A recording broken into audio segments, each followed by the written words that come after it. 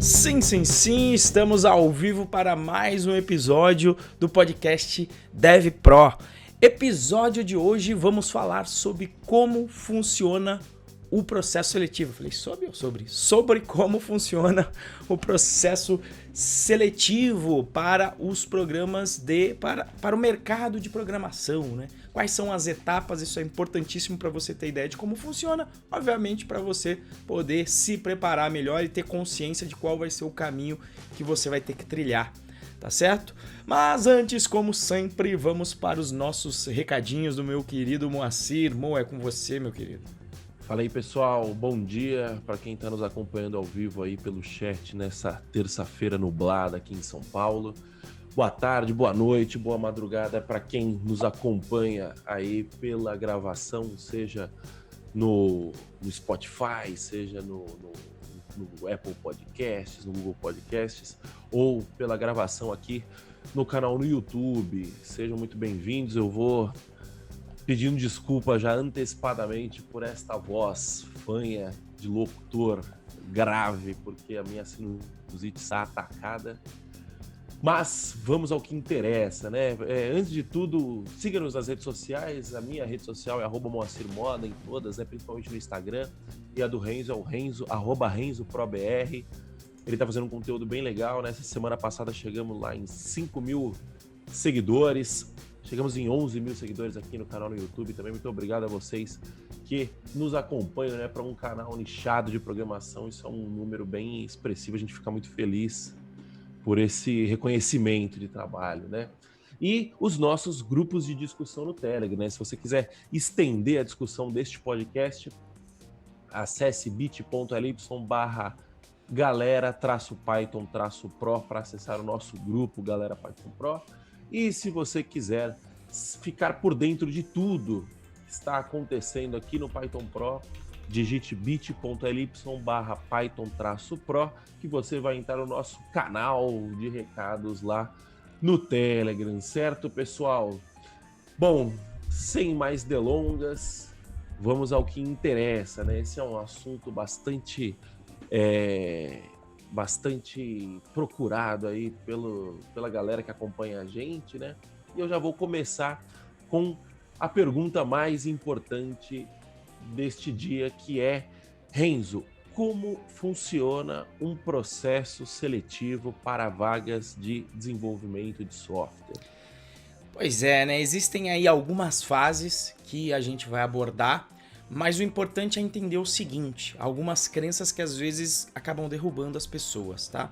Que é o seguinte: muitas vezes as pessoas acham que por ela ter se formado na faculdade ou mesmo por ela ter experiência na área, que ela está preparada para o processo seletivo.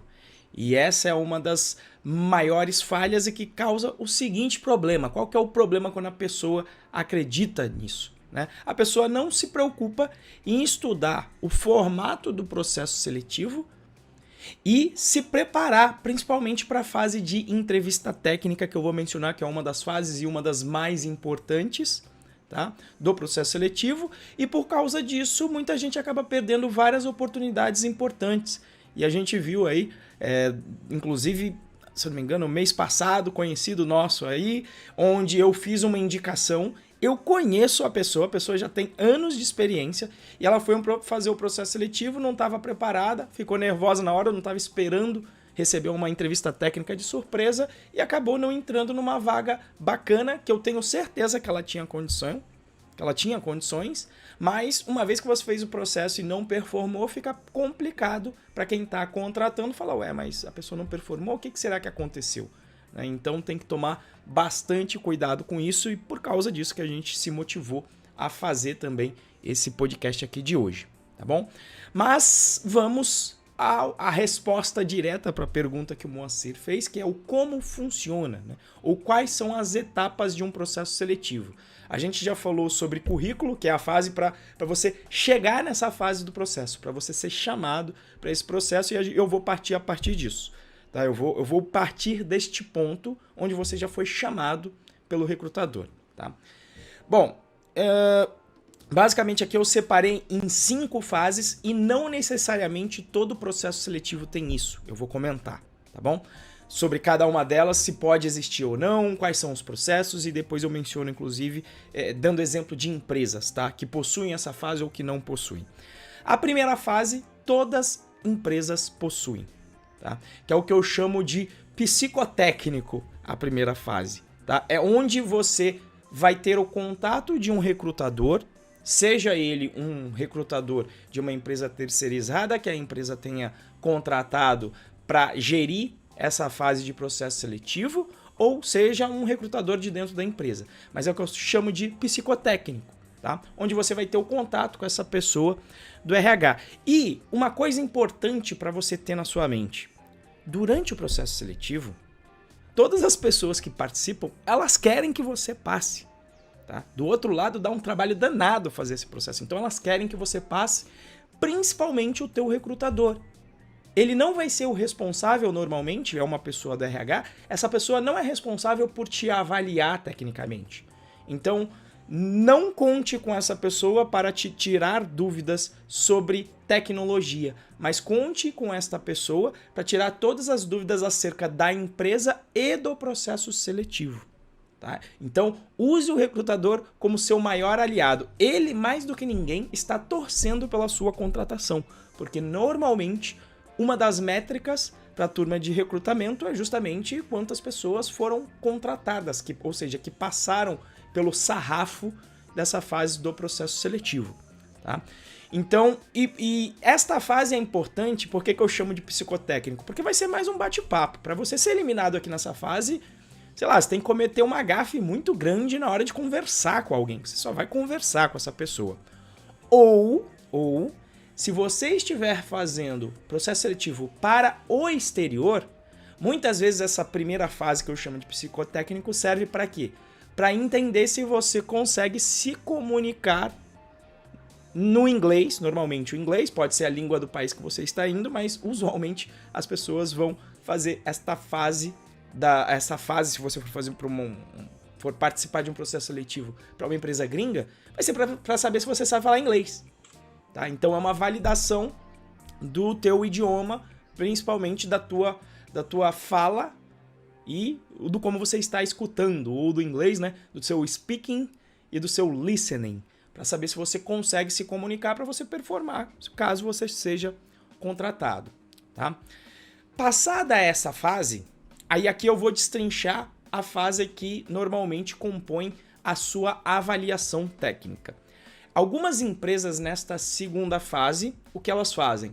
Elas te dão um teste automático para ser feito. E eu já vi de 2 tipos esse teste automático. Eu já vi de empresas de recrutamento europeias que era justamente um questionário, uma prova de múltipla escolha, onde desta prova de múltipla escolha, depois que você completa, sai um relatório de como é a sua avaliação, então em alguns aspectos como em banco de dados, em linguagem de back-end, então respostas de múltipla escolha que geram um relatório e que obviamente essa empresa vai passar, essa empresa recrutadora vai passar para as possíveis empresas para as quais ela está prestando serviço. Isso é uma forma, e a outra forma que eu vi, que foi inclusive quando eu fiz o processo seletivo da TopTal, que inclusive é um processo seletivo que eu recomendo as pessoas fazerem, para quem é aluno e tem acesso ao nosso curso de entrevista técnica. É uma das empresas que eu recomendo, por quê? Porque ela tem o maior número de fases que eu já vi em um processo seletivo. Então ela abarca vários aspectos de um processo seletivo.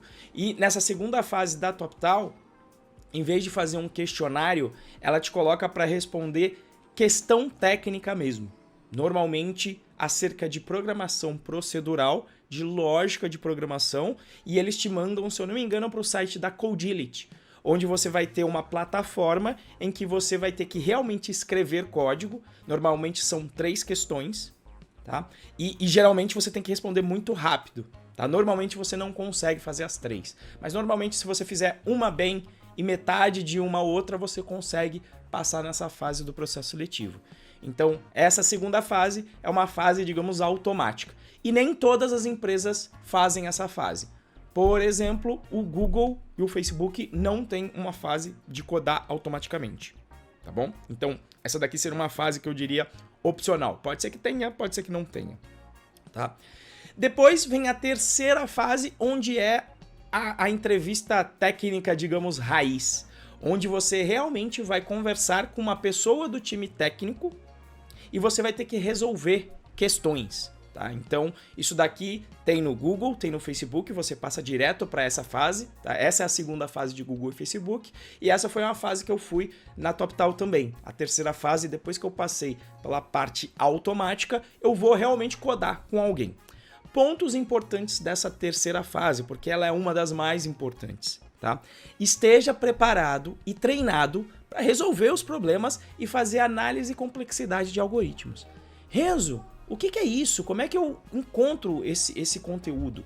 Tá? Dentro do nosso curso de entrevista técnica, e agora eu estou resolvendo, inclusive aqui no canal, toda quinta-feira às 19h05, o que eu estou fazendo às 19h05 é o quê? É resolvendo uma lista de 72 exercícios do site Program Quick, onde é o seguinte, dentro desses 72 exercícios, se você resolver a lista inteira, 90% das questões que caírem estão contidas dentro dessa lista de 72 questões ou são muito parecidas. Então, por isso que eu falei que você precisa se preparar. Apenas ter experiência não adianta. Apenas estar formado não adianta. Você precisa estar treinado, porque normalmente essa entrevista técnica ela vai durar cerca de 1 hora, onde inicialmente ele vai te explicar o problema, vai dar um ok, vai durar ali uma meia hora, 40 minutos. Então você precisa estar treinado.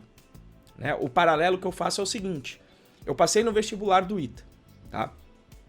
Se você me colocasse, ou colocasse qualquer iteano, qualquer pessoa que passou no vestibular, para fazer a prova novamente 1 ano depois, mesmo estando na faculdade, a maioria não passaria. Porque é igual treino, é igual treinar para a Olimpíada.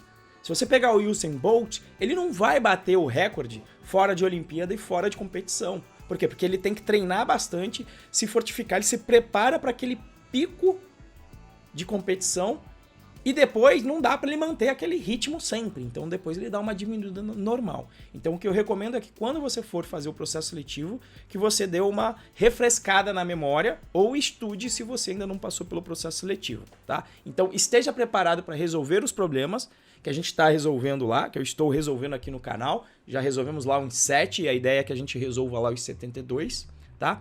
E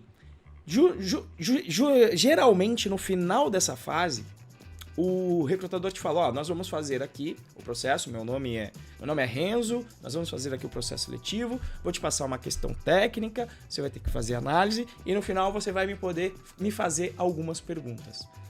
Então é o seguinte, te passando uma dica do outro lado, de quem já esteve contratando, tá?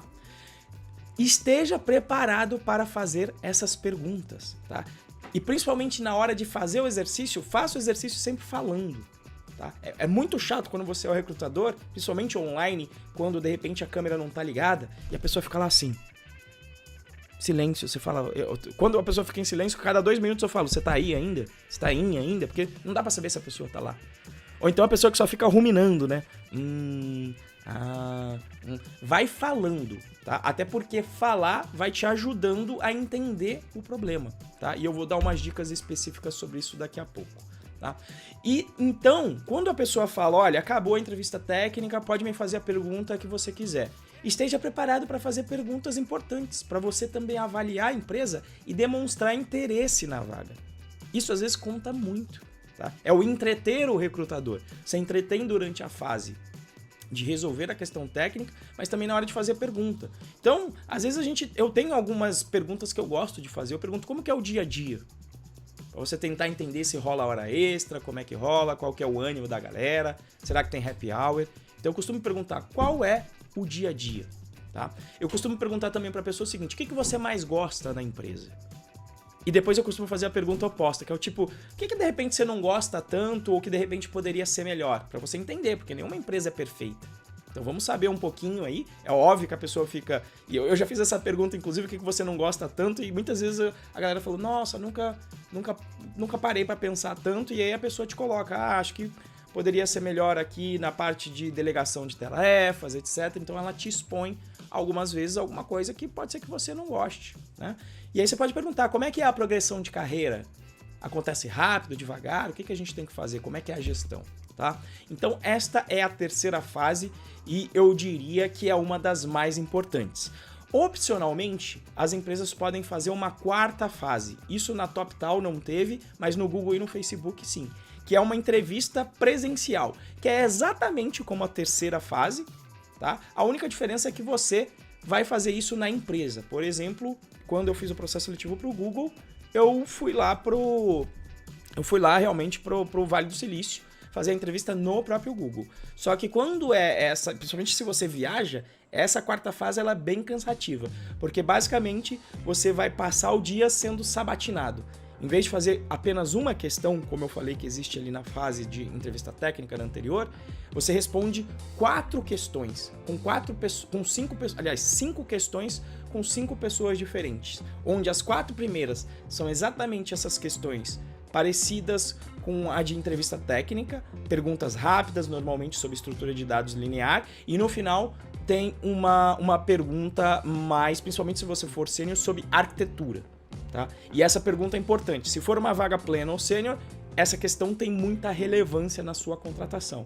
Se você é júnior, o pessoal vai saber que você vai mandar mal, mas porque você ainda não tem experiência com arquitetura em si. Tá? Então tem essa quarta fase aí que seria a entrevista presencial. Tá? E às vezes na quinta você ainda pode ter uma entrevista ao vivo com o RH, onde você finalmente vai receber a sua tão esperada oferta.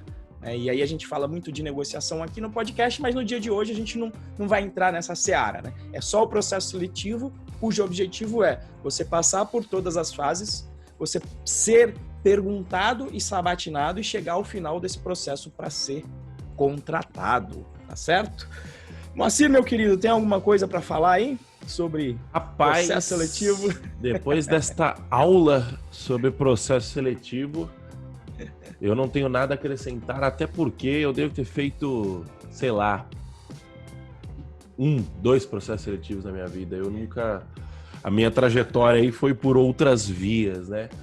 Mas realmente muito bom, né? Eu acho que é aquele negócio, né? O Renzo é outra escola, né? O cara passou no Colégio Naval, passou no ITA, tem um guideline, né? Tem um playbook para você seguir, né? Tipo assim, existe já um padrão e aí parte da parada é meio que você hackear o sistema, não hackear, né? Mas entender como o sistema funciona e aprender a usar as regras do sistema ao seu favor, né? É o que você falou, o cara entrou no ITA, 1 ano depois o cara não entra de novo, porque é uma questão de prática, né? Não é uma questão somente de, não sei se inteligência é a palavra, né? Mas não é inteligência. Exato, inclusive, quando me falam que é inteligência, eu falo, tá de sacanagem, tá desvalorizando o trabalho, entendeu? Porque inteligência Deus te deu, você nasceu com aquilo, né? E não é o caso. Isso, exato. Não, mas show de bola. Antes de continuar, né, para nossa próxima pergunta, eu vou aproveitar essa aula que o Renzo deu, esse conteúdo de valor absurdo que o Renzo deu, e pedir para você compartilhar esse conteúdo com o seu colega que está querendo a sua primeira vaga ou que está querendo uma vaga em uma empresa com um processo seletivo mais robusto, né? Acho que até para estágio, né? Eu acho que é mais fácil até encontrar em estágio esse tipo de processo, né? Justamente porque no estágio, que é um negócio mais, sei lá, na baciada, né? Que tipo, vem muita gente, os caras precisam de critérios muito mais objetivos para poder filtrar, né? Conforme a gente vai avançando na carreira, eu acho que é mais fácil, digamos assim, você encontrar processos que dependem muito mais do que indica do que desse processo estruturado, né? Mas enfim, se você está ouvindo aí, compartilha com o seu amigo que tá querendo conseguir uma vaga nova, né? Se você estiver assistindo a gravação aqui pelo YouTube, manda o link para essa pessoa, dá o seu like aí no vídeo, se inscreve, né? Porque isso é muito importante para a gente conseguir continuar compartilhando, né? Produzindo conteúdo. A gente produz Acho que a nossa missão aqui é conseguir ajudar cada vez mais pessoas a entrarem no mercado de programação e verem que não é esse bicho de 7 cabeças que muita gente acha que é, né?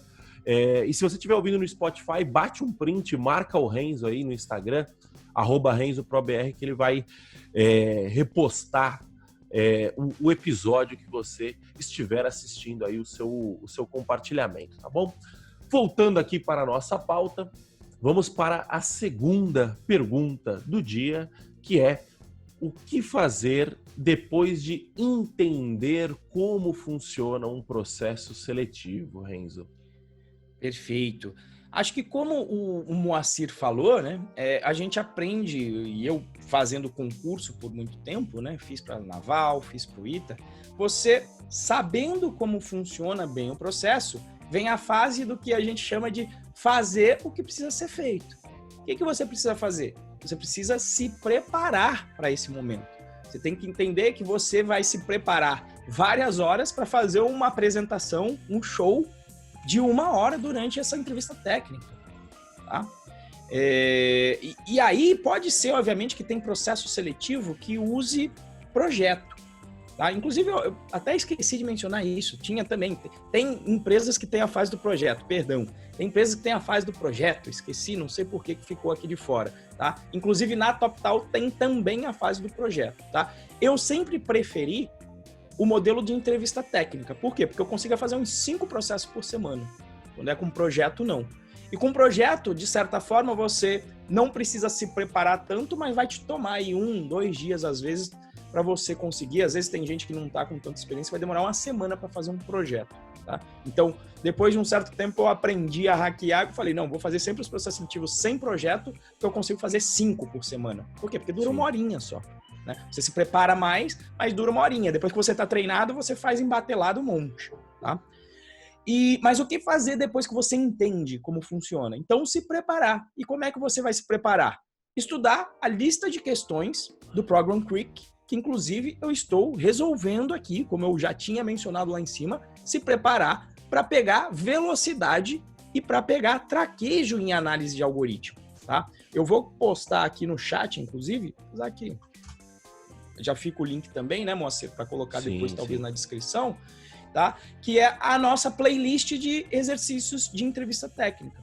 Tá? O ideal é que você resolva pelo menos aqueles 72, que você já vai... É o paretão. Você vai resolver aqueles 72 e 80% dos exercícios que caírem estão dentro dessa lista ou são muito parecidos. Você vai ter que estudar para estar na tua mente a análise e complexidade, principalmente se for para entrevista para empresa grande dos Estados Unidos, tem que estar no sangue a análise dos algoritmos principais. Então, busca binária, que eu resolvi na semana passada, algoritmos de ordenação, quanto demoram, tá? Algoritmos de busca de acordo com a estrutura de dados, quanto tempo demora uma busca numa lista, quanto tempo demora uma busca em um conjunto, em um dicionário, como é que são as operações de inserção e remoção de elementos num dicionário, potencialmente, chegar um pouquinho até a árvore, tudo bem, mas normalmente nas estruturas mais lineares, isso vai ser importantíssimo. Você tem que chegar com isso,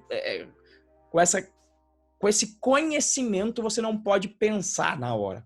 Tá? Você já tem que ter memória muscular para isso. Tá? E como eu já falei, eu já entrevistei muita gente que tinha anos e anos de experiência, eu sabia da qualidade, e chega na hora do processo seletivo e não está com essa memória muscular, acaba perdendo algumas oportunidades importantes, tá? Outra coisa, faça vários processos seletivos para se acostumar, principalmente se você está começando, se você está nas primeiras vezes. Eu fiz um processo seletivo para Python Pro com os alunos e teve gente que era o primeiro. Então, quando é o primeiro, a pessoa é normal ficar nervosa, tá? Então, eu chamo esse princípio de jogo é jogo, treino é treino, porque eu gosto de futebol. E eu participava da equipe de futebol do Colégio Naval quando eu estava lá. Então, o que acontece? Não interessa o quanto você treinar tudo isso se você realmente não partir para o jogo e jogar várias vezes. No mundo do futebol, você até ouve os jogadores profissionais, quando eles se lesionam e voltam, o pessoal fala, está sem ritmo de jogo. Significa que ele não treinou? Não, ele já fez o treinamento, ele já fez a preparação física, ele já fez tudo, só que ele tem que reacostumar com o ambiente do jogo, porque não dá para emular a torcida falando na tua orelha, o ânimo maior que é normal com a intensidade maior que existe durante um jogo. Então, por mais que você consiga, e eu já fiz isso, eu já fiz um mock-up, eu já fiz a parte de entrevistador para preparar alguns alunos meus do curso para alguns processos seletivos, ainda assim é diferente de quando está valendo de verdade.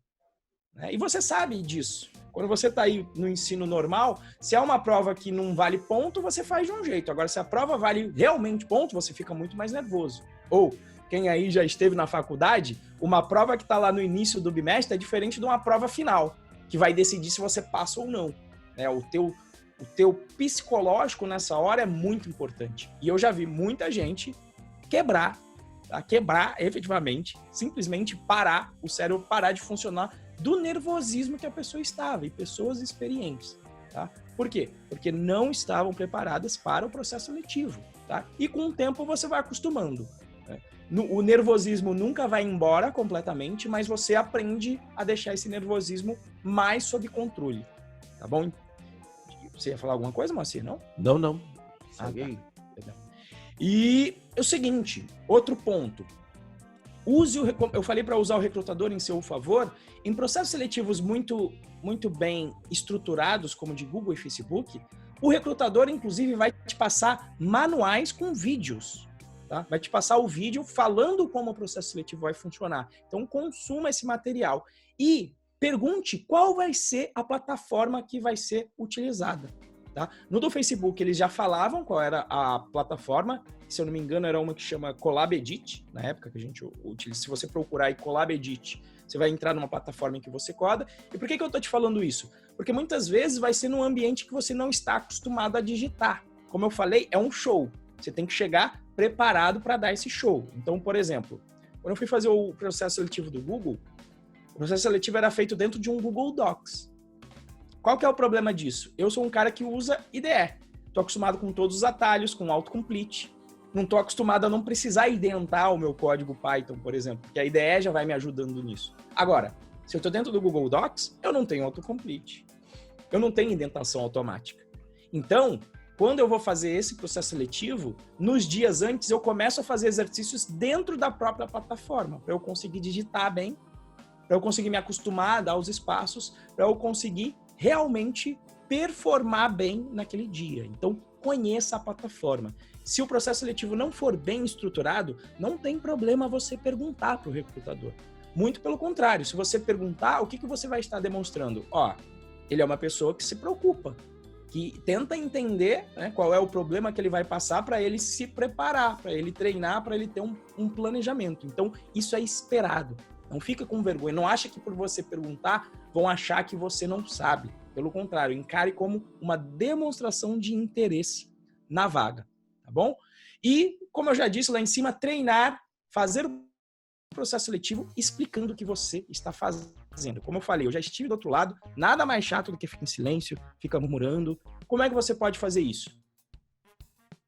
Tente fazer, participar, por exemplo, de dojos, né? Eu sei que agora a gente não vai conseguir fazer isso de maneira presencial, mas online, né? Onde você vai codar com outras pessoas e você vai ter que explicar o que você está fazendo, tá? E se você puder dar aulas às vezes para as outras pessoas, é o ambiente ideal para você acostumar e codar. E é o que eu faço, né? Eu já dava aula e isso me ajudou bastante na hora dos processos seletivos. Se você pegar aí os vídeos de entrevista técnica, você vai perceber que eu vou falando. E, inclusive, eu peguei a mania de fazer isso sozinho. Você pode fazer isso sozinho também. Vai conversando com você mesmo, vai falando o que você está fazendo para você aprender a verbalizar. Porque, como eu disse, até quando você verbaliza, isso é importantíssimo para o seu cérebro mesmo se preparar para resolver a questão, tá? Importantíssimo, antes de começar a codar, certifique-se de que você entendeu realmente o problema a ser resolvido. Não tem nada mais caro na área de software do que resolver o problema errado. Então, certifique-se. Dê um exemplo de entrada e pergunte se a saída que você imagina que seja a saída do programa está certa. Use o entrevistador como seu validador, tá? Porque também não tem nada pior do que a galera que sai codando e está codando o problema errado. E quando eu estou entrevistando, eu deixo, eu falo, não validou, já coloco lá uma anotação, olha, não validou antes de sair codando, Por quê? Porque senão você vai ser aquele cara do dia a dia que sai resolvendo os problemas, resolve o problema errado e depois a gente tem que consertar, tem que refazer código, tá? E dentro lá do nosso curso de entrevista técnica eu mostro, inclusive a técnica com teste para você conseguir perguntar e validar com o teu entrevistador, tá? E até porque quando você está falando em voz alta o problema, o seu cérebro no subconsciente já está processando para conseguir encontrar a resposta, tá? Então, validar primeiro, tá? E seguinte, primeiro resolve. Não tenta fazer a melhor solução de início. Primeiro dá uma solução, aquela que for a mais fácil que vir na cabeça. E depois você começa com a análise de algoritmo a pensar, como é que eu posso melhorar? Em termos, de repente, de leitura, em termos de complexidade, em tempo, como é que eu torno o meu algoritmo mais eficiente, tá bom? Mas primeiro resolve, porque o pior de tudo é se você não conseguir nem resolver, né? Então, uma solução ruim, tá, que performe mal, ainda é melhor do que solução nenhuma, tá? Então, primeiro resolve, depois melhora, tá? E fazer um bom curso para ter o conhecimento que o mercado precisa é interessante aí também. Fica aí o jabazinho para o nosso curso do Python Pro de entrevista técnica, que justamente a gente fala em detalhes e resolve e fala sobre as estruturas para você aprender a fazer esse tipo de análise, tá? Mas você consegue também online, e por causa disso que eu estou colocando aqui no Café com Python, a nossa lista de exercício para te ajudar, independente também se você não puder adquirir aí um curso, pelo menos que você consiga se preparar através aí do nosso canal também, beleza? Moacir, meu querido. De todos os pontos que você falou, né, acho que o mais importante da gente entender é que nesses processos seletivos a sua habilidade técnica ela é avaliada, mas a sua habilidade não técnica é avaliada também, né? Então tem muita gente que fica tipo, puta, eu não vou perguntar, eu não vou, eu vou tentar identificar aqui o que precisa fazer, e correndo um risco gravíssimo de fazer o que você falou, né? Resolver o problema errado por falta de comunicação. E no fim das contas, a empresa, né, o mercado por si só, ela está procurando pessoas que resolvam problemas. E para você resolver o problema, você precisa entender o problema, né? Se fosse para simplesmente chegar e codar, cara, num futuro próximo não vai mais ter esse cara, você entendeu? Que coda, sei lá, se você for fazer uma análise, meio que uma analogia, né? Você pega o Django, por exemplo, que é um framework que te entrega um CRUD praticamente pronto. A gente não tem mais gente que coda CRUD hoje em dia, você entendeu? Você tem uma pessoa que faz o setup do CRUD ali no Django, né? Então, por quê? Porque cada vez mais o executor de demandas vai perdendo espaço, entendeu? Então você fica nessa de tipo assim, não, eu preciso resolver o problema do jeito que o cara explicou. Não, você precisa entender a porra do problema, entendeu? Nem que você precise fazer 20, 30 perguntas pro cara.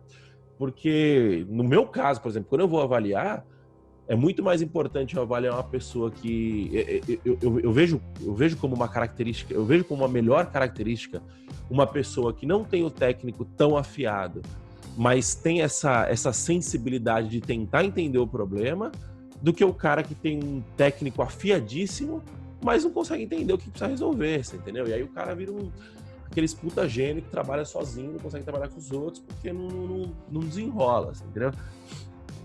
Então, alguém fala, ó, gerentão, você vai ter que fazer tudo por esse cara só coda, você já tem que mastigar tudo, já tem que chegar mastigadinho, só entrega tudo pra ele fazer, né? Já vi esse tipo de pessoa também. Exato, é ruim, você entendeu? No longo prazo, um perfil desse não se sustenta, você entendeu?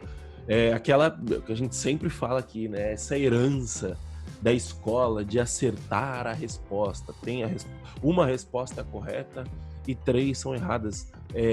Na vida real não funciona assim. Na vida real, principalmente em 2020, a tentativa e erro tem um valor tão significativo quanto você vir lá e acertar de primeira, entendeu? Enfim, né? Acho que esse é o meu reforço aí no que o Renzo disse, né? E pra gente finalizar aqui, né? Tem uma pergunta do Olirum, é o nome dele aqui no chat, né? Que ele falou assim: opa, então, eu tenho 12 anos e estudo Python. Alguma dica em relação ao meu posicionamento no futuro de mercado de TI? Eu vou jogar essa bola aí pro Renzo, né? Mas... E o Renzo já respondeu aqui no chat, eu vou pedir só para ele repetir essa resposta aqui para quem está nos acompanhando pela gravação. Cara, com 12 anos, eu estaria preocupado em jogar bola, sei lá, em jogar videogame, em sair com os meus amigos. Eu não estaria preocupado com posicionamento no futuro de mercado de tecnologia, cara. Se você, com 12 anos, já tem interesse em tecnologia, brinca de tecnologia, você entendeu? Tenta implementar alguma coisa aí que seja divertido, esse tipo de coisa. Porque se com 12 anos você tem esse interesse, quando você tiver 17, 18, que vai ser a idade que você vai entrar no mercado, e tiver realmente o interesse de ter ficado aí 4, 5 anos fuçando em tecnologia, você vai chegar com 18 anos e você vai pular muita etapa aí que você já vai ter o técnico muito afiado. O que você acha, Renzo? Eu acho que é por aí, né? Com 12 anos, obviamente, como o Moacir falou, o importante eu acho que é você se divertir no processo com 12 anos, tá? E às vezes pode fazer parte desse processo. Eu tenho um amigo, Reginaldo José, que foi o maior prêmio pago por caçada de bug. Existem uns programas que se chamam de Bug Bounty, são caça-recompensa, que foi o maior prêmio pago pelo Facebook, e depois ele foi trabalhar no Facebook, que ele começou a brincar com tecnologia com 8, 9 anos, naquela época com o computador dos pais, que eram computadores, tá? E ele fazia por brincadeira, né? Ele se divertia em entender como o computador funcionava, ele se divertia em hackear, né? Ele hackeou lá o programa da escola dele, que estava lá em PHP, ele conhecia a pessoa e falou: olha, esse negócio de ataque é complicado, dá uma olhada aí porque a gente deve estar inseguro. E a pessoa era cética, falou: não, isso aí não dá nada. Aí ele falou: posso dar uma brincada aí? E aí, lá pelos seus 12, 13 anos, ele já brincava com isso. Ele chegou a fazer um sistema de educação para a escola que ele estava, mas o que era o primordial? Justamente, ele fazia isso porque ele tinha um interesse genuíno e se divertia fazendo. Então, acho que com 12 anos, obviamente, se possível, se divirta no processo, mas só o fato de você estar preocupado com isso agora, né? Tenha noção que se você usar isso como uma brincadeira, isso vai ser importantíssimo para você lá na frente, tá? Mas eu também não me preocuparia extremamente, não. Já tem que estar preparado para entrar no mercado com 14 anos. Se você só se preocupar em entender, em programar um pouquinho todo dia, né? Vamos dizer, além de jogar os joguinhos, de repente você entender um pouco como que funciona ali a física da coisa por trás, um pouco a matemática, um pouco da programação, quando chegar a hora, você vai estar voando e potencialmente vai estar mais preparado do que a galera que realmente não se preocupou com isso em nenhum momento, tá? Mas eu diria realmente para você com 12 anos se preocupar mais em se divertir no processo do que se preparar para o mercado de trabalho, tá? Aproveita um pouco essa fase aí porque ela passa rápido e se você puder ir na brincadeira, eu acho que já vai ser interessante. Aí você pegar um Pygame da vida, um Code Sculptor, onde você consegue fazer algumas animações, eu acho que o principal é te manter motivado com a área, tá? Então, se preparar agora para o mercado com 12 anos, até porque, segundo a nossa legislação, né, você não poderia trabalhar antes dos 14, né? Então, talvez seja ainda muito cedo, mas eu sei que tem uma molecada aí que é mais precoce, né? Tem uma galera, às vezes, que chega em faculdade com 12 anos, pessoas superdotadas, mas eu recomendo a você realmente se divertir também, assim como o Moacir. Eu comecei acho que mais ou menos nessa idade a programar, 12, 13, não lembro. Inclusive foi até meio, tipo assim, foi bom, né? Porque eu sabia HTML, PHP na época e tal. E só que quando eu cheguei na faculdade e comecei a aprender C, eu meio que já tava com muito vício de PHP, essas coisas. E também, né? Quem precisa aprender C hoje em dia se você for trabalhar com desenvolvimento web, por exemplo, né? Mas enfim, eu acho que essa é a dica, tá bom, Olirum? Bom, pessoal, acho que por hoje é só. A gente está testando aqui um formatinho um pouco mais curto. Deixem o feedback de vocês aí, deixa no comentário ou manda uma DM lá pro Renzo, no @RenzoProBR, ou para mim no @MoacirModa. Vocês preferem episódios mais curtos ou vocês preferem episódios mais longos em que eu e o Renzo a gente desembesta a falar? Deixe seu comentário aí, porque, como eu sempre digo, a gente faz isso aqui para vocês. Então, neste podcast, a voz do povo é a voz de Deus, não é, Renzo? Com certeza, com certeza. Então tá bom, pessoal. Muito obrigado pela companhia de hoje. Muito obrigado ao pessoal do chat aqui nessa manhã de terça-feira. Muito obrigado a você que está nos acompanhando pela gravação. Até a próxima e valeu. Tchau, tchau. Falou. Até mais, gente. Até a próxima.